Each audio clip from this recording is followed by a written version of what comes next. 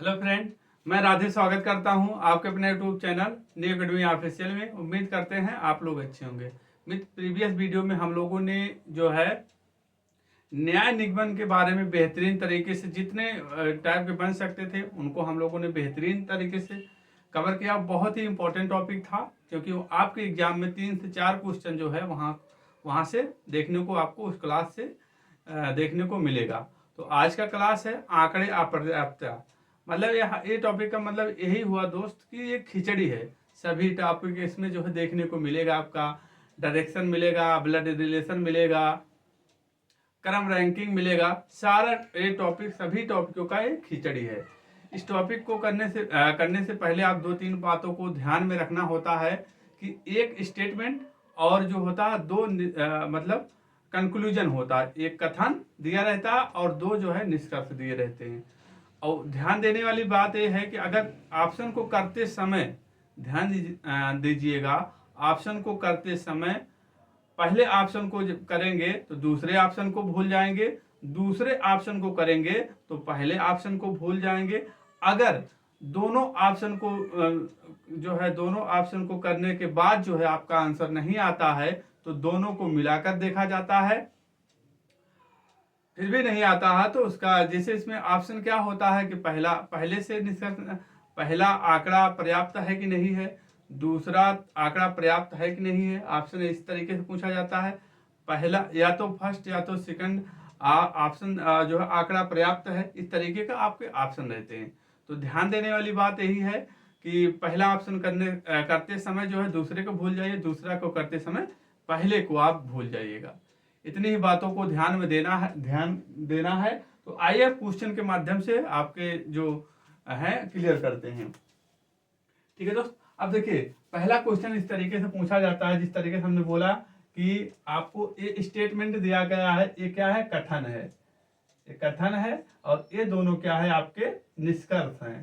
ठीक, ये दोनों आपके क्या है? निष्कर्ष है। कथन निष्कर्ष। इस तरीके से यहाँ डाटा आंकड़े अपर्याप्तता से आपको क्वेश्चन देखने को आपके एग्जाम में मिलेगा। तो इस टाइप का क्वेश्चन जहां देखने को मिलेगा तो आप तुरंत ध्यान दीजिएगा कि सर ने क्या बताया था कि पहला ऑप्शन करते समय दूसरे ऑप्शन को इग्नोर मार दीजिए, दूसरा ऑप्शन नहीं है। तो क्या देखिए क्या इसके आता है, इसके माध्यम से इसका आंसर आता है? नहीं आता है। अगर आ जाता तो फिर दोबारा इसको भूल करके इसको चेक करेंगे। तो आइए क्वेश्चन में हम समझाते हैं। ठीक, तो अब इसमें कैसे देखना है? क्या है पहला निष्कर्ष? क्या है देखें, यम के 2 बेटे हैं, जिसमें यम के कितने बेटे हैं? यम के 2 बेटे हैं। यम के 2 बेटे हैं जिसमें एक बी है। ठीक, यम है, मान लीजिए यम है, यम के 2 बेटे हैं। ठीक, एक बेटा और 2 बेटा। एक बेटा का पता नहीं, दूसरा बेटा कौन सा है? बी है। तो अब देखिए क्या जो है पहला ऑप्शन आपका आंसर देने के लिए पर्याप्त है कि नहीं। एम और एफ के बीच में क्या संबंध है? तो आप कहेंगे सर एफ का तो क्लियर ही नहीं है, इसलिए जो है पहला ऑप्शन क्या कहेंगे?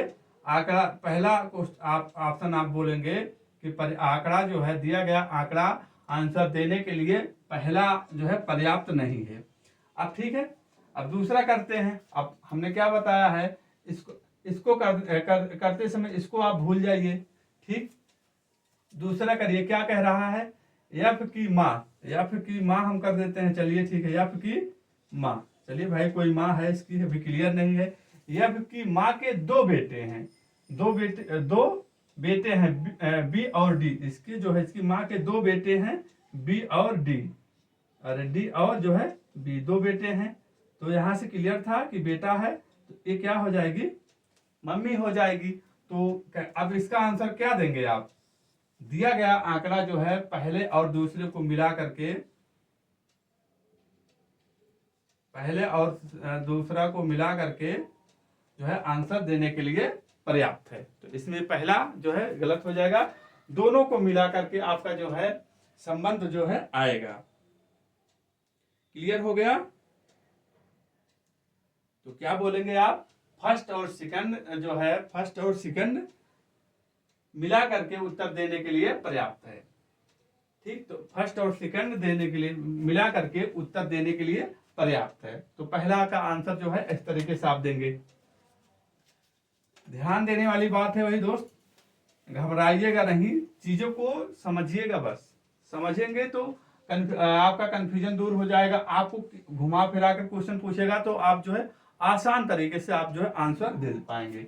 आइए दूसरा क्वेश्चन को करते हैं। दूसरा क्वेश्चन क्या है, भी से किस दिशा की ओर जो है यच है। ठीक, अब देखिए करिए, बस वही बातों को ध्यान में रखिए। पहला करते समय दूसरे ऑप्शन को भूल जाइए, दूसरा ऑप्शन को करते समय पहले को भूल जाइए। अगर दोनों में से दोनों को करने में आपका आंसर नहीं आता है तो दोनों को मिला करके आप देखेंगे कि आंकड़ा जो है दिया गया आंकड़ा जो है आंसर देने के लिए पर्याप्त है कि नहीं है। क्लियर, आई होप आपको समझ में आ गया होगा। चलिए करते हैं। यस के दक्षिण में, यस के दक्षिण, यस और के, यस के दक्षिण में है। के दक्षिण में क्या है, के दक्षिण में कौन बोल रहा है, के दक्षिण में यस है। चलिए भाई यस है। जो भी के पश्चिम में, भी याद रखिएगा, हमने पहली क्लास में बताया है कि भी सेकंड पर्सन के लिए यूज होता है। भी किसके लिए, सेकंड पर्सन के लिए यूज होता है। पहला ये हो गया, सेकंड पर्सन के लिए यूज होता है। तो आप क्या कहेंगे, भी के पश्चिम में जो है कौन है, तो भी के पश्चिम में कौन है, जो सेकंड पर्सन के लिए होता है। भी के पश्चिम में कौन है, तो आप क्या बताएंगे, के बताएंगे। अब देखिए आपका ये आंकड़ा जो है आंसर देने के लिए पर्याप्त है कि नहीं। पहला इसको देखिए, आप इसको मत करिए, पहले आप इसको करिए। तो क्या बोला, भी से किस दिशा में यच है। तो यच का यहाँ कोई नामो निशान नहीं पता चल रहा है। तो दिया गया आंकड़ा पहला जो है आंसर पर्याप्त जो है आंसर पर्याप्त नहीं है। अभी इसको कर लीजिए। अब इसके बाद देखिए दूसरा करिए, यच के उत्तर में है यम। यच के उत्तर में कौन है, यच के उत्तर में कौन है, यच के उत्तर में कौन है, यम है। चलिए ठीक है, यच के उत्तर में कौन है, यम है। जो भी के पूर्व में, जो हमेशा जो है सेकंड पर्सन के लिए यूज होता है, आप इसके लिए जो है यच के लिए। ठीक, तो भी के पूर्व में कौन है, भी के पूर्व में, भी के पूर्व में आप क्या बताएंगे, यच के उत्तर में, यच के उत्तर में, यच के उत्तर में यम है। हाँ ठीक है, भी के पूर्व में क्या है, तो भी के पूर्व में आप क्या बताएंगे, भी के पूर्व में यच है। अब देखिए इसको करिए, अब इसको मिलाइए, इसको करिए, देखिए आंसर देने के लिए पर्याप्त है। भी के किस दिशा में यच है, तो भी के किस दिशा में यच है, पूर्व दिशा में यच है। तो क्लियर हो गया।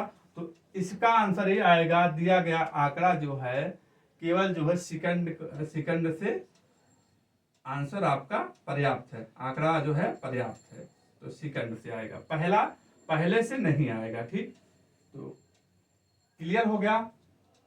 चलिए आगे बढ़ते हैं, 3 नंबर के क्वेश्चन को करते हैं। अच्छा क्वेश्चन ये भी है, 3 नंबर करिए आप लोग। 3 नंबर को करते हैं। क्या है, क्या दिया है, जे एम जे के पी और टी में से कौन सबसे अधिक ऊंचा है। अब दूसरा टाइप का पूछता सबसे ऊंचा कौन है इसमें। अब देखिए के एम और टी से ऊंचा है, के एम और टी से ऊंचा है, यानी कि के जो है एम और टी से ऊंचा है। ठीक, इस तरीके से बनाएंगे, कोई क्लियरिटी नहीं है दिया है इसमें, ऊंचा है, के को दिखा रहा है ऊंचा है, परंतु जे और पी से छोटा है। जे और पी से कौन छोटा है, के। जे हो गया और पी से छोटा कौन है, के है। पहला कह रहा, अब पहला को करिए आप। पहला जो है आपका आंसर दे पा रहा है कि नहीं, पहला चेक कर लीजिए। पहला करेंगे, क्या पूछ रहा है, सबसे ऊंचा कौन है। तो आपका सबसे ऊंचा इसमें क्लियर नहीं हो रहा है। तो इसमें पहले आंकड़े से, पहले कंक्लूजन से, निष्कर्ष से आपका आंकड़ा पर्याप्त नहीं हो रहा है। तो आप तुरंत जो है दूसरे ऑप्शन को करेंगे। दूसरा ऑप्शन क्या कह रहा है, पी सबसे अधिक ऊंचा नहीं है, यानी कि जब पी सबसे ऊंचा नहीं है तो कौन हो जाएगा, तो सबसे ऊंचा आपका जे हो जाएगा। तो इसका आंसर क्या हो जाएगा, इसका आंसर जो है दिया गया आंकड़ा पहला और दूसरे को मिला करके आंसर आपका आएगा। ठीक, आई होप क्लियर हो गया। चलिए 4 नंबर को करते हैं। 4 नंबर का इकूट भाषा का है। ये खिचड़ी हमने बताया कि आंकड़ा अपर्याप्त क्या है, खिचड़ी है। सभी टॉपिकों से ये लिया जाता है। देखिए ये कोडिंग डिकोडिंग से लिया गया है। किसी कूट भाषा में एक कथन रहेगा, निष्कर्ष रहेगा, आप ध्यान दीजिए। किसी कूट भाषा में वाटर कैसे लिखा जाएगा, वाटर कैसा लिखा जाएगा, कूट भाषा क्या है, पहला क्या है, गिव मी वाटर है। गिव मी वाटर को क्या लिख रहा है इसने, किस कूट भाषा में लिख रहा है, ना टोम ओड के रूप में निरूपित करता है। आप देखिए अब वाटर का इससे निष्कर्ष निकलेगा, इसका जो है इससे जो है पर्याप्त है, आंकड़ा दिया गया आंकड़ा पर्याप्त है कि नहीं है। तो आप कहेंगे सर वाटर का तो क्लियर नहीं है, ऐसे थोड़ी ना बता देंगे कि वाटर का ओड हो गया कि टोम का ही होगा। ठीक, तो आइए अब इसका आते हैं क्लियर, दूसरा करते हैं, दूसरा ऑप्शन करते हैं। कम टू मी को क्या कह रहा है, टोम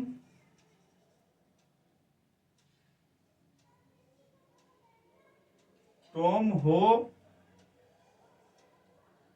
डा के रूप में लिखा जाता है। पूछा वाटर का, अब वाटर के देखिए करिए, तो टोम यहाँ है, टोम काट देंगे, तो यहाँ मी काट देंगे, लेकिन वाटर का जो है क्लियर नहीं होगा।